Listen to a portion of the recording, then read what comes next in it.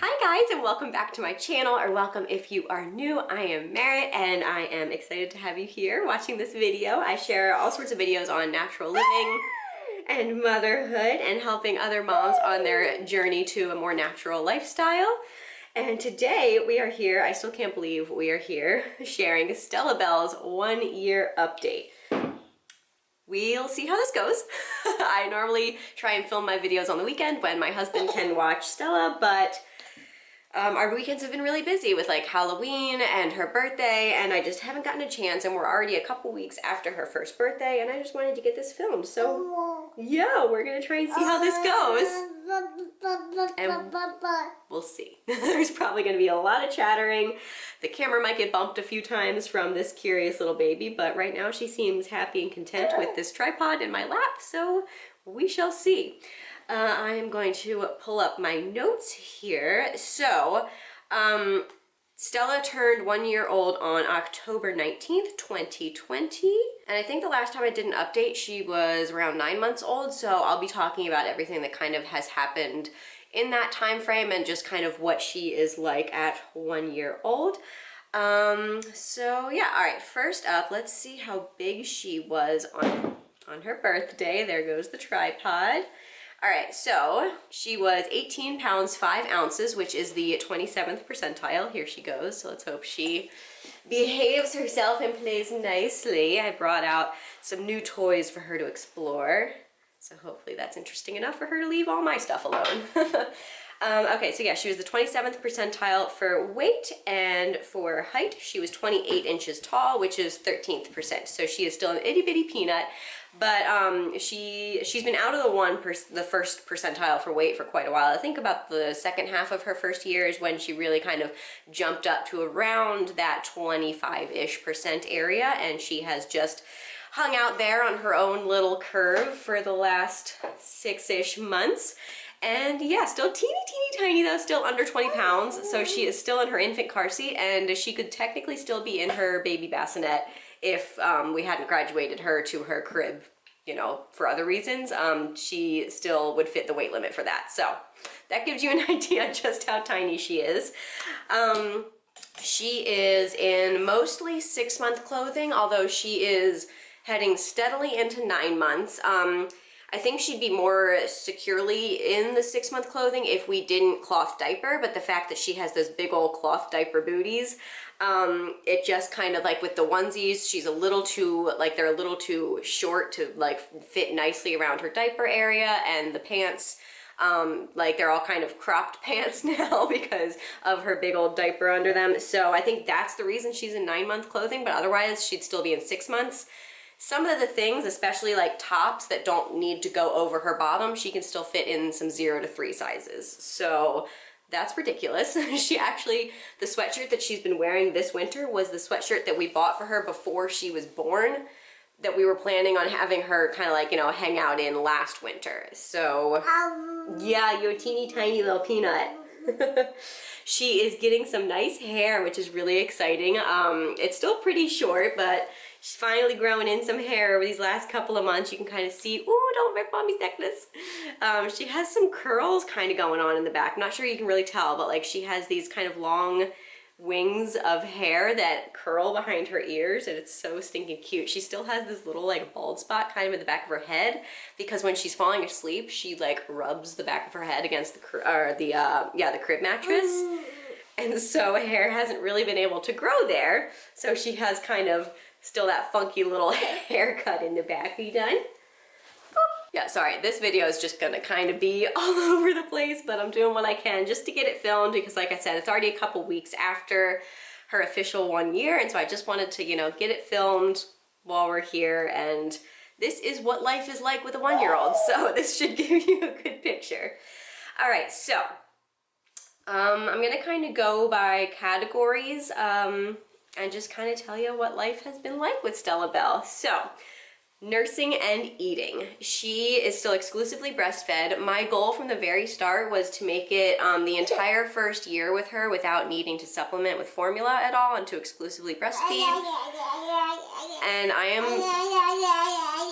Yeah.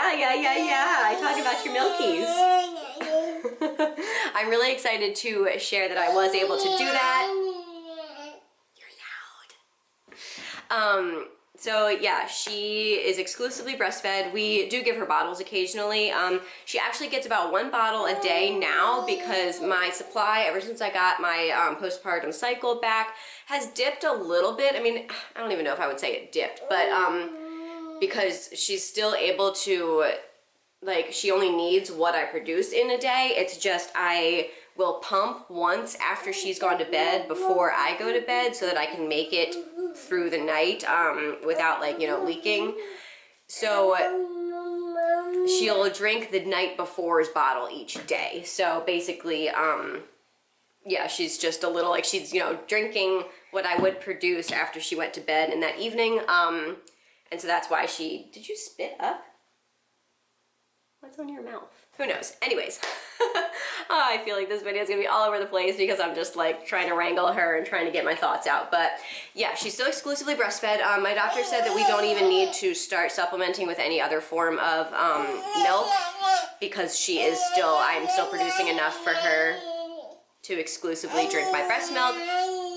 That's really distracting. I also have a pretty decent freezer supply stash, so whenever, like, if she ever starts needing more than I am producing, I will be able to still kind of provide breast milk for a little bit longer after that.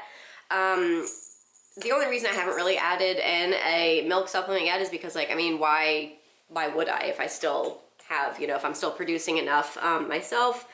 And then she gets the, you know, oh my gosh, guys, my brain is just, woof, what are those things? Antibodies from my breast milk. It's free, it's easy, it's convenient, so I'm just going with it. I never had any specific thoughts or plans or like ideas about what like if I would do extended breastfeeding. I was just kind of hoping to make it to 1 year and then kind of winging it until then. That was kind of always my thought. And now that I'm here, I plan on kind of just going until either I feel the need to stop or she naturally weans on her own. I would love it if she naturally weaned on her own. That would be my ideal. However, breastfeeding is a two-way relationship. And so I think it only works if both parties are, you know, fully consenting and happy with the relationship. And so if I ever get to a point where I feel like it's really draining on me, I will definitely consider like actively, you know, trying to wean her, but my hope is that she will be ready to be finished before I am. That's my hope. As far as solids, she is doing really, really well. She eats whatever we eat. I think as of last update, she was already kind of refusing purees and just wanting solids, and so that's what she eats. She just eats whatever we eat with every meal. We just kind of plan foods that we know we will be able to share with her. Every morning, Stella and I share a smoothie that has things like strawberries, pineapples, almond milk, pineapple, did I say pineapple? Avocado, hemp seeds, chia seeds, stuff like that. And so she gets a really nice, you know, nutrient-packed breakfast, and she loves her smoothies. She loves them so much. And then just lunch and dinner again. She just eats whatever we eat. She sometimes gets an afternoon snack, but she sometimes doesn't need it, so she's still kind of going, I mean, she definitely still nurses quite a bit throughout the day, both for comfort and for food. So that's kind of where she's at with food. She's a really, like, she's not a picky eater, I don't think. She'll definitely try anything. And we don't, the way we kind of go about food is we supply, she decides. So we offer her everything. If she doesn't want to eat something, we don't make her, we just say okay. And if she, you know, decides she only wants to eat a couple bites at one meal, we don't force her to eat, you know, any, you know, specific amount of food or type of food or anything. We just take her lead. Obviously, any gaps in hunger or nutrition will be filled in with my breast milk, so we're not super concerned about that. We are just more focused on making food an enjoyable experience for her and letting her kind of take the lead on, you know, kind of knowing her hunger cues and knowing what she likes and what she wants to try. And we are also giving her repeated exposure to certain foods, even if it seems like she doesn't like it, because kids need something like up to 20 exposures to a food before they can really decide if they like it. So we have been following that rule as well. let's see. So yeah, I think the last note that I had written down is that she is definitely trending a little bit more for comfort over food for breastfeeding. I don't restrict her access to my breasts at all. She knows the sign for Milkies. That's like her only really strong sign that she uses. And so whenever she asks, I give her Milkies. And but she definitely is, I like can notice that she is eating less than, you know, she was a couple months ago. And she's doing it more just kind of, you know, whenever she needs a little snuggle or some comfort or, yeah. All right, so I think that's it for nursing and eating updates. Next up is sleeping. So as far as naps, she takes one nap a day. It's about 2 hours long usually. Sometimes it can be up to like 2 hours and 45 minutes. Sometimes it can be an hour and a half, hour 45. It doesn't really ever go below that. She's a really good napper. She has done one nap a day for months and months, maybe even before the last update. I don't quite remember where she was last time. Again, sorry if she's just chatting through this entire video and my hair is falling down. My hair's still wet from the shower too, so I'm just getting this done, y'all. This is stay-at-home mom life, trying to make videos on YouTube. It's kind of a mess. All right, so yeah, one nap a day. We still contact nap. I absolutely love it as of now. And again, I'm kind of doing the same thing that I'm doing with breastfeeding and just kind of going with the flow. For now, it's working for both of us, and until it's not, I'm just gonna kind of keep going with it. I have actually been napping with her every day. What's up? I actually have been taking a nap with her every single day just because, I mean, she naps on me. I'm just kind of laying there. It's a little difficult to do anything. And it just kind of helps give me a little extra rest because we all know as moms, never turn down extra rest. She naps usually directly after lunch, so it's kind of part of our routine. We'll eat lunch and then, you know, if she's, you know, tired right then, we'll go right down. But sometimes she needs a little bit, you know, like 20, 30 minutes of playtime or just kind of snuggle time before she goes down. But when she's ready to go down for her nap, it'll take her just kind of 5 minutes on the boob and she's out. So yeah, she's super easy about that as well. Basically, I love her and she's an awesome baby and she's perfect at everything. That's the update. There it is. That's the update.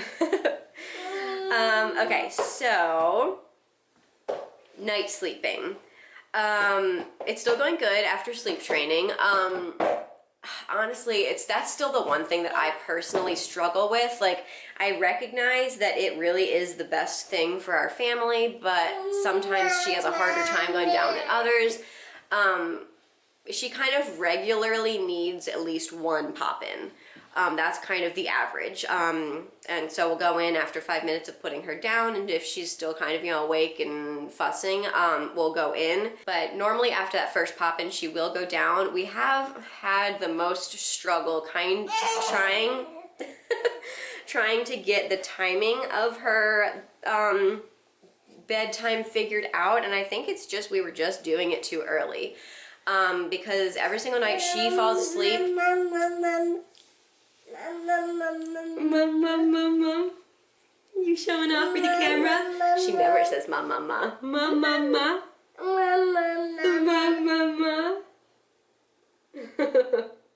Thank you. Is that for me, my hair? Thank you. Dakota, that's enough. Thank you very much. We are definitely in the pass it back and forth stage. So she'll take things and, you know, hand it to me, and then she'll take it back and hand it to me. So it looks like we are passing my hair back and forth currently. So lovely. So yeah, sleep training, like, I don't regret it. Like I said, I still definitely think it was the best option for us. She's still sleeping 12 hours through the night every night. Once she's down, she sleeps solidly. And if she wakes up, she can put herself back to sleep nicely. It's just the initial going down that's still a little tricky, and I don't know if that's just the way she goes to bed at night, or what, but I don't know. I'm just, yeah, that's the thing that I'm definitely kind of emotionally struggling with the most, I guess. You know, I struggle with, you know, feeling like she feels abandoned, and I'm an attachment parent, and so kind of at the core, I'm against sleep training, but like I'm also trying to give myself grace as a mom and just, you know, you can't win them all. And so I'm kind of hoping that everything else that I'm doing as a parent, if there is any negativity surrounding bedtime, I'm hoping that everything else that I'm doing will kind of cancel that out, I guess. And I think that's just the reality of motherhood and parenting, is you gotta pick your battles. You gotta, you know, survive sometimes, and just, you never really know if what you're doing is, you know, for the best or not, and you do the best you can. You do the best you can. Yeah, mommy's doing the best she can. Can we wait a couple more minutes for Milky's while mommy finishes talking about you? Thank you. He's so funny. You show the camera your pretty smile. No, you're pretty shy. Yeah. Alright, so yeah, and like I said, she normally sleeps from like 8 to 8 or 8:30 to 8 or something like that. That's kind of her general schedule each night. Why do you have dust on your face? Okay, so skills. She is crawling like a champ. I think she was just about getting there at 9 months, but she was still kind of doing that army crawl, but she is full on crawling now, belly off the ground. She can just like scuttle wherever she wants. Okay, we're gonna take a Milky's break. All right, hopefully that'll tide her over until I can finish filming this video. So where were we? Okay, so crawling, check. Walking, very close. She can comfortably walk around. I mean, she like zooms around, basically runs by holding on to both of our thumbs. Has to be our thumbs. Will not hold any other part of our hands. And she will even occasionally, while she's walking, kind of pause to like recheck her grip on our fingers, like our thumbs, and just like, and then continue on. So it's very goofy. Yeah, you're a very goofy girl. And I think she's gonna be walking soon. It's definitely a mental thing, not a physical thing, because like she can do it. She walks on her own. It's just she needs that, like, you know, reassurance that we are there, I guess. Yeah. She doesn't like to walk with holding just one hand, but she can.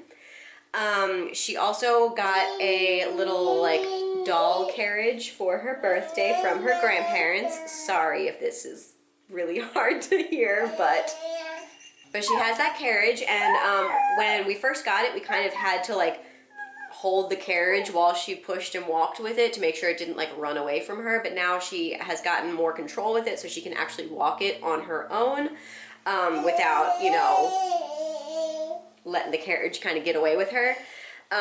So yeah, I think she's definitely getting there, and I think it's just building up that confidence, and we're not rushing her. It's, you know, in her own time. We don't feel the need to, like, you know, kind of push her, but yeah, that's where she's at. And sign language, we are moving along with that. We are trying to teach her, that's the second language that I would like her to learn, and so I'm trying to teach it to her from birth. As you saw, she knows Milky's, she knows all done, so Milky's all done. She kind of just like waves her hand for all done, but she knows like the meaning to it, and she, like that's like what she's trying to do. What else? We're teaching her, you know, food, up, down, mama, dada, and then as far as talking, it's all da da da. She says da da da all the time. She is obsessed with her da da. And yeah, that was definitely her first real word where she like was saying it and had meaning to it. So yeah, and her dad has just eaten that up. He is wrapped around her little finger, and she is 100% a dad has girl. He has since gone back to work since the last update. He's in the office full-time again. We got so incredibly lucky that he was home more than he was away working during her first year of life, both because of paternity leave and because of his surgery. He needed like, you know, a month at home recovering from surgery, and then that really coincided with quarantine and the whole pandemic thing. So we had him home for like 9 months out of her first year, which we do not take for granted, and honestly, it was incredible, and that really has pushed our family strongly in the direction of working to bring him home full-time, because that's just, we feel, how our family needs to be. And Stella just loved it. She has such a strong bond with both me and her dad, and it was just such a gift having him home during that time. Yeah, I didn't mean to go off on that ramble, but anyways, that was part of, you know, Stella's first year. So yeah, and that's pretty, she's definitely much more of a physical baby than a talking baby. I feel like I've heard a lot that, you know, they either focus on the physical stuff or focus on talking early, and I feel like she's definitely a lot more focused on working on her physical skills rather than talking. She definitely says, you know, mama, dad, and she's very vocal, but there's not too many specific words that she says. But she's definitely very, very vocal and just squawks a lot and screeches and just has a lot to say, is full of character and personality and opinions. But as far as like actual words go, it's still pretty much dada, sometimes mama. I think that's it. You wanna come back up? Is that all we have to share? Do we have anything else you want to tell them? Oh, yeah. Give them a nice good look at your beautiful face, huh? Yeah. What else? I don't even know. Okay, back down. Oh, you want my phone. She is still a 0 screen time baby. She has had screen time, like, you know, dedicated. I mean, obviously she sees our phone, but like, as far as like actually giving her, you know, something like letting her like watch. Oh, I know I took away the phone. Letting her actually just sit there and like watch a show. We've only done that like I think 2 or 3 times, but it was all one weekend because we went up to New Jersey to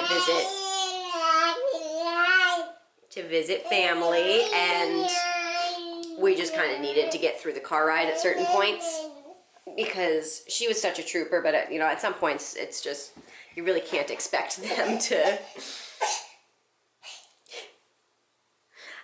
But at some point she was just done, and we just needed to kind of get through it and keep her, you know, happy until we could get home, get her out of the car seat, feed her, put her down to sleep. And so we resorted to screen time for the first time in her life, but she was over 1. And so I think that's, I don't know, I'm pretty proud of us for kind of making it that long. I know it's not easy, but it's just something that we have consciously chosen to really, really pay attention to, and it's really important to us.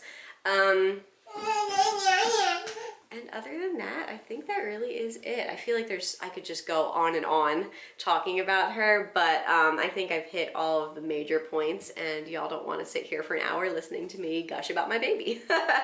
So yeah, I'm gonna wrap this up. I hope you guys enjoyed this video. Please give it a thumbs up if you did, and don't forget to subscribe below. I would love to have you following along, and I will see you guys in my next video.